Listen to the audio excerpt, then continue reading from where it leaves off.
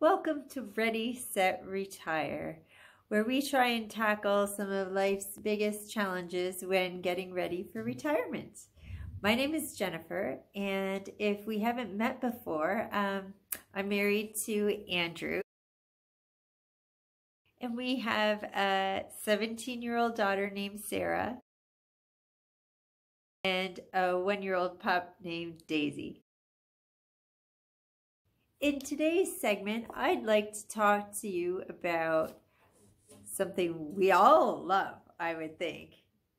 Cookies. That's right. It's Christmas time. And what is a cookie tin with no cookies in it? I don't know. I don't know. Now, I have to say, our family is a little behind in our Christmas baking this year. We are 2 weeks before Christmas, and the pantry is bare. So we've got to crack the whip and get it with the rolling pin, and it got me thinking to family treasured recipes, and especially around the holidays. I'm sure your family is just like ours is, and food is priority, absolutely, definitely. And this year I was thinking, my husband's mother passed away a few years ago now, and the holidays are always hard, and this is the first year where I thought, really love to bake. She used to bake these thumbprint cookies, and I'm sure you've heard of thumbprint cookies, but this was her pride and joy. She made these every year, and they were really good, really good. Some of Andrew's friends from childhood still remember eating like trays of these cookies, if you can imagine, absolutely trays of cookies, all thumbprint.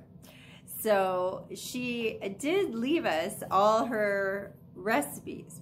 However, it's the first time I've started to attempt to go through them all.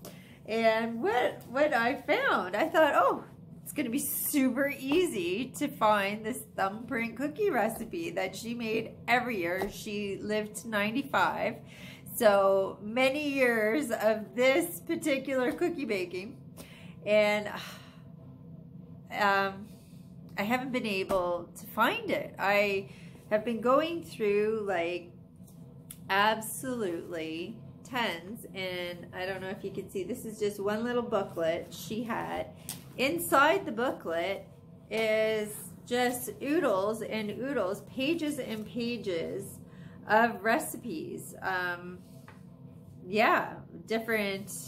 Here's a recipe from Marianne, who is one of Andrew's school friends. So that's kind of cute. She has people's names on the recipes if they gave them to her or were their special recipe that she really liked. I've got May's pastry here, Tom's, what is this? Tom's shortbread cookies. Do you think I can find her famous cookie recipe? And I'm sure your family is just the same. And we all have also family members that never write down recipes. My Oma was a fantastic baker, loved cooking of any kind. And she used to make these sort of molasses gingerbread cookies with jam inside, and then she'd sprinkle them with some icing, powdered sugar on top, and they were so good. I have not been able to recreate this cookie because it was never written down, and I feel kind of sad about that. Kind of sad that some of these treasured, really part of our history, because when you look back, you remember gathering around as a family. You're going to forget the gifts that come and go over the years, but you always remember. You remember the food and the merriment and the family, and family revolves around food. So what I try and do is gather up the recipes that we treasure and write them down in a book. And my daughter, actually, I started her a few years ago on her own binder on what Sarah's favorite recipes were, show her how to make them and write them all down. And I would, at this time of year, encourage you, when you're with your aunts, your uncles, cousins, brothers, sisters, whatever, your mom, write down those recipes, because you never know what the year ahead is going to bring, and it could be something very meaningful down the road, to pass on from generation to generation. And I think it's lovely. I'm a chef by trade, so maybe I'm a little biased on the whole food thing, but I don't think so. I made these plum dumplings a couple years ago that my Oma used to make, and my aunt and my dad and my uncle, they were very touched by it, that I even remembered it, something that they grew up with, and tears me up a little bit. Keep it together. But yeah, I would suggest, when you are out there this holiday season and in the year ahead, try and get those recipes, those guarded family secrets from those you love, so that your family has them for generations to come. And that is a great gift for your family. Anyways, I hope you are having a great week leading up, getting into the Christmas spirit. It is definitely here. The snow is falling.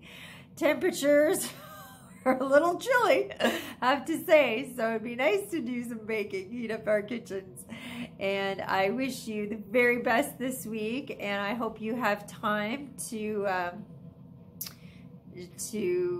regroup and to really enjoy this season around us, beyond the gifts, and let go of some of the stress maybe, and remember that it's about our families being together, being with friends and neighbors and our co-workers, and just really spreading a little joy into each other's lives.